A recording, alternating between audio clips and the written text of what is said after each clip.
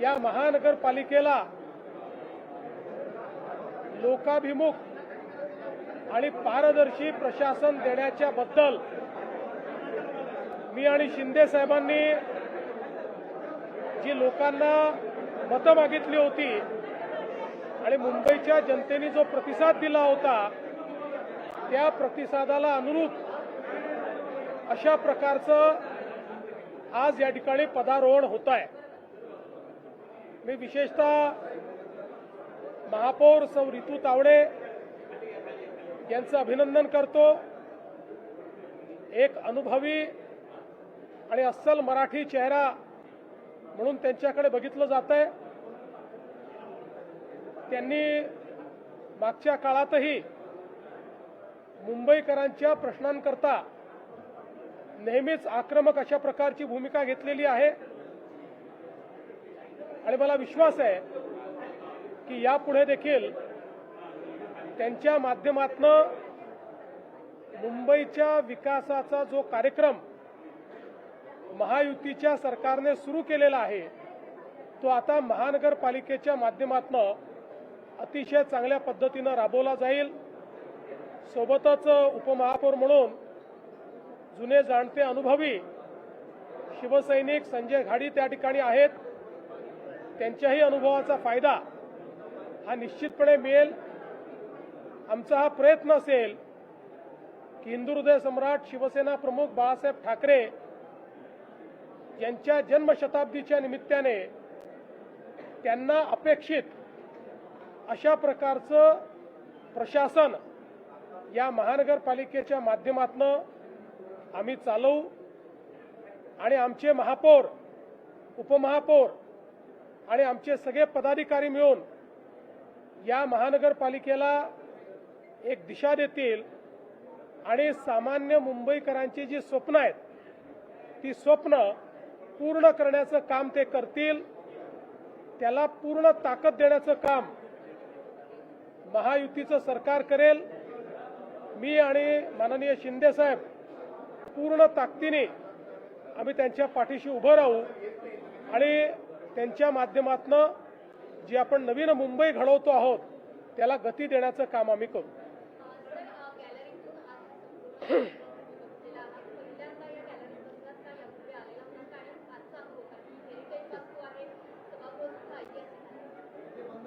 या गॅलरीमध्ये मी पहिल्यांदाच बसलो।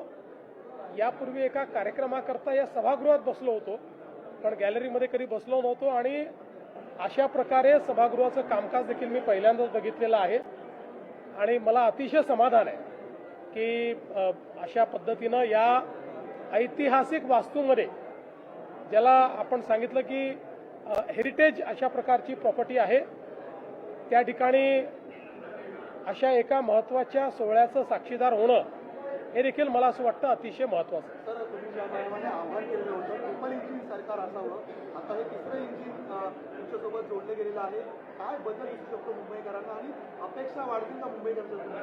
का शेवटी पहिली गोष्ट तर आपण सगळ्यांनी लक्षात घेतली पाहिजे की महानगरपालिका ही लोकशाहीचं एक महत्त्वाचं अंग आहे आणि सुप्रीम कोर्टाच्या ऑर्डरमुळे तिथे प्रशासक होते पण प्रशासकाचं राज्य हे लोकशाहीला अपेक्षित नाही आहे। लोकप्रतिनिधींचं राज्य हे लोकशाहीला अपेक्षित आहे आणि ते राज्य पुन्हा एकदा प्रस्थापित झालेलं आहे।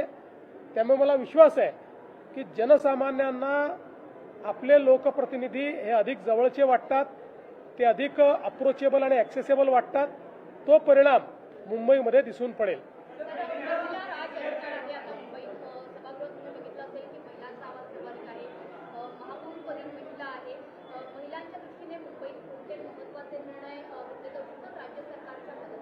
मला असं वाटतं की आता हा सगळा अजेंडा तुम्ही महापौर उपमहापौरांना विचारला पाहिजे। ते बसले आहेत, आता त्यांचं काम त्यांना करायचं आहे। त्यांना जी मदत लागेल ती देण्याचं काम आम्ही करू।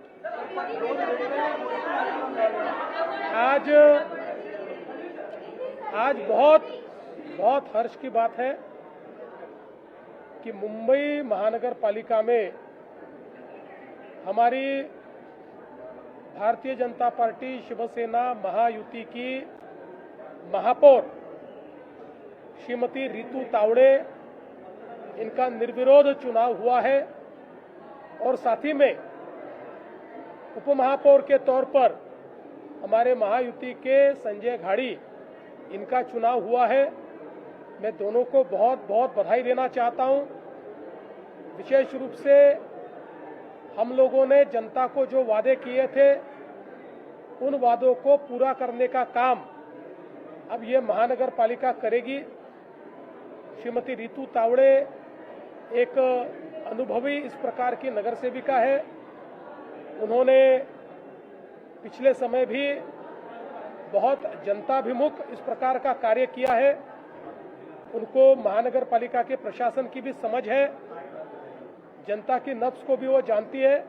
इसलिए मुझे पूर्ण विश्वास है कि महानगर पालिका को वह अच्छा नेतृत्व देंगी और महापौर के रूप में जो आम मुंबईकर है उसके सपनों को वो पूरा करेगी। संजय घाड़ी उप महापौर के रूप में जो चुने गए हैं, एक अनुभवी इस प्रकार के शिव सैनिक है और मेरा विश्वास है कि वे भी पूरी ताकत के साथ इस प्रशासन को चलाने में मदद करेंगे।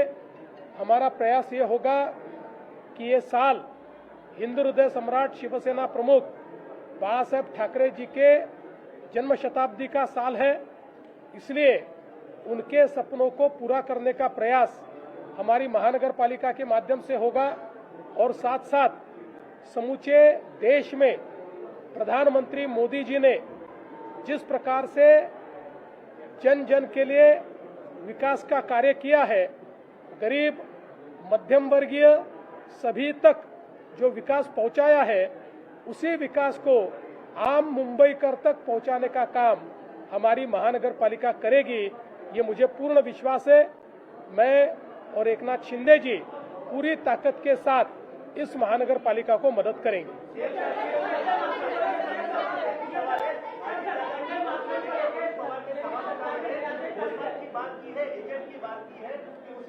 देखिए, मैंने रोहित पवार जी का वो जो उन्होंने बात कही वो मैंने देखा नहीं, थोड़ा बहुत उसके बारे में मुझे मालूम है। मुझे ऐसा लगता है कि किसी के भी मन में कोई शंका होगी तो उस शंका का निरसन होना चाहिए। इस दृष्टि से भारत के कानून में जिस प्रकार के जांच एजेंसियां हमारे पास उपलब्ध है और ऐसे मामलों में जिस प्रकार की जांच अपेक्षित है, वो सारी जांच शुरू हो चुकी है। मुझे ऐसा लगता है कि इसमें सबसे महत्वपूर्ण होती है जो डीजी सेफ्टी, उनकी जो जांच होती है वो सबसे महत्वपूर्ण होती है। वो भी जांच चल रही है, ब्लैक बॉक्स भी मिला हुआ है। तो मुझे ऐसा लगता है कि हमने इस जांच को समाप्त होने का इंतजार करना चाहिए, लेकिन किसी के भी मन में कोई शंका होगी तो उस शंका का भी निरसन होना चाहिए।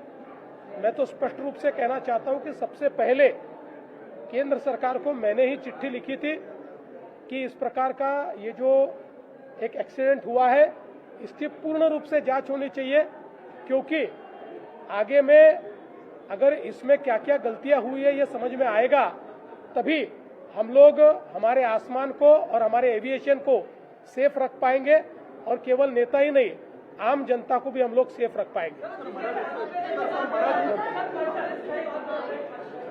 आज मी सर्वप्रथम मुंबईकरांना मनापासून धन्यवाद देतो। मुंबईकरांनी महायुतीला कौल दिला आणि खऱ्या अर्थाने विकासाला स्वीकारलेला आहे आणि म्हणून महायुतीचे महापौरपदी महायुतीच्या रीतूताई तावडे या बिनविरोध आज निवडून आल्यात, मी त्यांचं अभिनंदन करतो। आणि उपमहापौरपदी संजय घाडी महायुतीचे हे बिनविरोध निवडून आले, त्यांचेही मी अभिनंदन करतो। दोघंही अतिशय कार्यक्षम आणि अनुभवी महापौर उपमहापौर महायुतीने मुंबई महापालिकेला, मुंबई शहराला दिलेले आहेत। खरं म्हणजे मुंबईमध्ये आमचं महायुतीचं सरकार आल्यानंतर मी 2.5 वर्ष काम केलं। आता देवेंद्रजी गेले वर्षभरापासून काम करतायत। गेले 3.5 वर्षामध्ये ज्या मुंबईच्या विकासाला आम्ही चालना दिली महायुतीने, कामाची पोचपावती मुंबईकरांनी या ठिकाणी आम्हाला दिलेली आहे. खऱ्या अर्थाने आम्ही जी मुंबईकरांना आश्वासनं दिली, वचनं दिली, त्याच्यावर मुंबईकरांनी विश्वास ठेवलेला आहे आणि महायुतीला भरघोस असं यश या मुंबईकरांनी दिलंय. त्याबद्दल म्हणजे विकासाला प्राधान्य आणि विकासाला मुंबईकरांनी स्वीकारलेला आहे. बाकी गोष्टी मी आज काय बोलत नाही, परंतु गेले 25 वर्ष जे मुंबईकर विकासापासून वंचित होते त्या मुंबईकरांना गेल्या काही वर्षामध्ये आपण पाहिलं की विकासाची जी काही आवश्यकता होती, मुंबईला जागतिक दर्जाचं शहर व्हावं अशा प्रकारची भूमिका आमची महायुतीची आहे. आणि म्हणून मुख्यमंत्री महोदयांच्या मार्गदर्शनाखाली आज महायुती सरकार आम्ही काम करतोय महायुती सरकारमध्ये. आणि मुंबई शहरासाठी जे जे काही आवश्यक आहे ते देण्याचं काम या ठिकाणी आम्ही करू. त्याचबरोबर बाळासाहेबांची जन्मशताब्दी आहे वर्ष, आणि म्हणून या जन्मशताब्दी वर्षानिमित्त बाळासाहेबांची जी स्वप्न होती ती देखील पूर्ण करण्याचं काम महायुती करेल. त्यांचं स्वप्न होतं झोपडपट्टीमुक्त मुंबई, 40 लाख लोकांना घरं. त्याची सुरुवात आम्ही केलेली आहे SRAच्या क्लस्टरच्या माध्यमातून.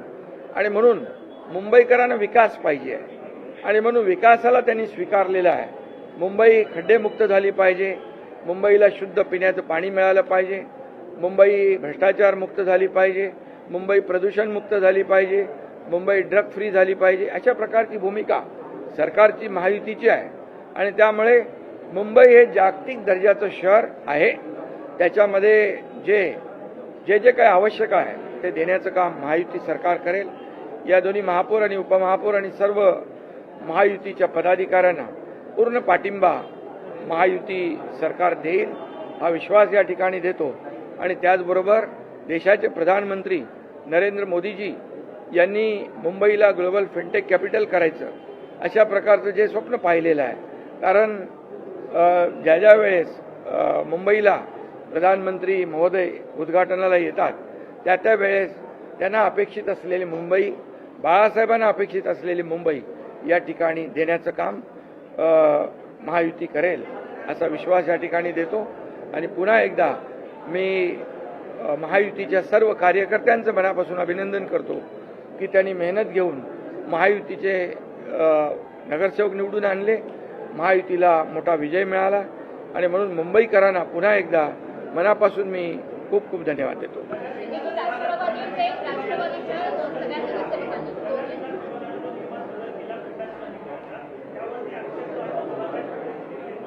सर्व नियमानुसार केलेलं आहे. नियमबाह्य काम महायुती सरकार करत नाही.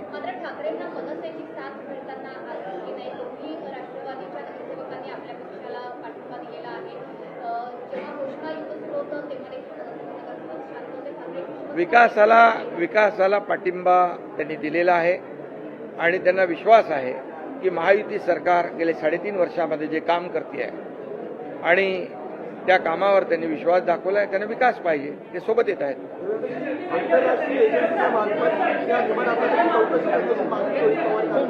असं आहे की रोहित पवार काय बोलले हे काही मी पूर्ण ऐकलेलं नाही. मला जी काही माहिती आहे त्यात त्यांनी काही प्रेझेंटेशन केलेलं आहे आणि वेगवेगळ्या माध्यमांमध्ये किंवा वेगवेगळ्या लोकांनी ज्या शंका उपस्थित केलेल्या त्या शंका त्यांनी त्या ठिकाणी पुन्हा उपस्थित केल्या. पहिल्यांदा तर अजितदादा पवार हे आपले महाराष्ट्राचे लाडके आणि अतिशय वरिष्ठ अशा प्रकारचं नेतृत्व होतं. त्यामुळे त्यांच्या अपघाताची पूर्ण सखोल आणि नीट चौकशी झाली पाहिजे, ही मागणी काही चुकीची नाही. पहिल्यांदा ही मागणी मी स्वतः केली होती. आपल्याला कल्पना असेल तर मी केंद्र सरकारला पत्र लिहून या अपघाताची योग्य प्रकारे चौकशी करावी असं सांगितलं होतं. त्याच्यावर केंद्रीय नागरी उड्डाण मंत्र्यांनी विशेष चौकशी गठीत करून त्या संदर्भातलं पत्र देखील मला पाठवलेलं आहे. आता ही सगळी चौकशी चाललेली आहे. मुळातच मला एक गोष्ट अशी वाटते की या संदर्भात जी काही चौकशी चालली आहे ती पूर्ण न होता आपण जर तर्कवितर्क केले तर त्यातनं लोकांच्या मनामध्ये वेगवेगळे कन्फ्युजन्स तयार होतात. देशामध्ये जे DG एव्हिएशन सेफ्टी आहेत, हे सगळ्यात मोठं ऑफिस आहे. देशात आजपर्यंत झालेल्या सगळ्या अपघातांमध्ये त्यांनीच इन्व्हेस्टिगेशन केलेलं आहे. त्यांचं इन्व्हेस्टिगेशन चाललं आहे, पॅरलली CIDचं इन्व्हेस्टिगेशन चाललं आहे, अजून DGCAचं इन्व्हेस्टिगेशन चाललेलं आहे. ब्लॅक बॉक्स जो आहे तो पूर्णपणे सापडलेला आहे. जे काही रिअर पार्ट्स असतात ते देखील सापडलेले आहेत. जे कम्युनिकेशन पायलट आणि ATC मध्ये होतं ते कम्युनिकेशन देखील त्या ठिकाणी डिजिटाईज असतं. त्यामुळे सगळ्या गोष्टी मला असं वाटतं की त्या ठिकाणी आहेत. तिथले जे काही नमुने आहेत ते त्यांनी नेलेले आहेत. त्याचा देखील जो काही फॉरेन्सिक आणि बाकी ऑडिट करावं लागतं ते चाललेलं आहे. अशा परिस्थितीमध्ये मला असं वाटतं की ही जी चौकशी आहे ती चौकशी आपण पूर्ण होऊ दिली पाहिजे. आणि माझं स्वतःचं मत असं आहे की भारतातल्या चौकशी यंत्रणांवर कोणीही त्या ठिकाणी गैरविश्वास किंवा अविश्वास दाखवू नये.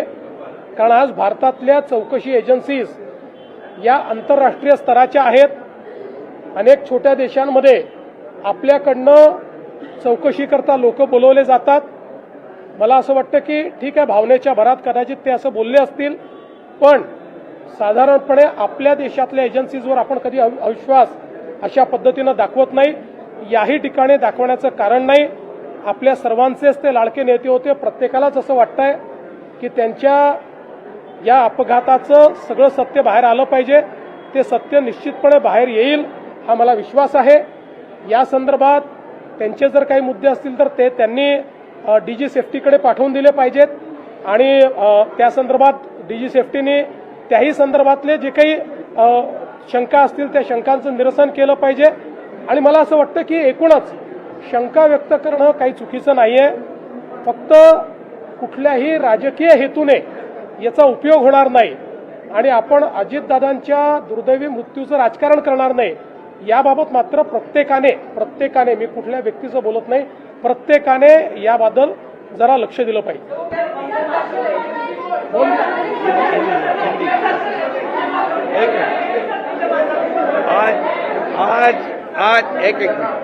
आज बहुत ही खुशी की बात है. हमारे महायुति के लिए खुशी का दिन है कि आज मुंबई वासियों ने महायुति को आज बहुमत दिया है और महायुति का महापौर और महायुति का उपमहापौर, महायुति के महापौर हमारी रितुबेन तावड़े और महायुति के उपमहापौर संजय घाड़ी, ये दोनों आज निर्विरोध यहाँ पर चुनकर आए हैं. मैं उनका अभिनंदन करता हूँ. मुंबई वासियों को भी बहुत बहुत धन्यवाद देता हूँ कि उन्होंने महायुति पर विश्वास रखा है, विकास को चुना है और विकास को स्वीकारा है. हमारे 3.5 सालों के कामों का उन्होंने इस चुनाव में हमें जीत के रूप में मुंबई वासियों ने महायुति को चुनकर दिया है. इसलिए मैं मुंबई वासियों को धन्यवाद देता हूँ. हिंदू हृदय सम्राट बाला साहेब ठाकरे जी की जन्म शताब्दी वर्ष है और इस वर्ष के औचित्य पर उनके जो सपने हैं, मुंबई को विकसित करना, मुंबई को साफ सुथरे रास्ते देना, मुंबई झोपड़पट्टी मुक्त करना, प्रदूषण मुक्त करना, भ्रष्टाचार मुक्त करना, गड्ढों से मुक्त करना, ये सब काम महायुति करेगी. और हमारे देश के आदरणीय प्रधानमंत्री नरेंद्र मोदी जी का भी सपना है कि मुंबई वर्ल्ड क्लास होनी चाहिए. जागतिक दर्जा मुंबई को प्राप्त है और मुंबई फिनटेक कैपिटल होनी चाहिए. मुंबई पूरे दुनिया के लोग यहाँ आते हैं, उनको वैसी सुविधा मिलनी चाहिए. ये देने का काम ये महापालिका को, ये महापौर उपमहापौर पूरे उनके सहयोगी लोगों को, देवेंद्र जी मुख्यमंत्री और मैं खुद, हम महायुति पूरी तरह उनको सपोर्ट करेंगे, विकास को आगे बढ़ाएंगे और मुंबई को और 4 चांद लगाएंगे.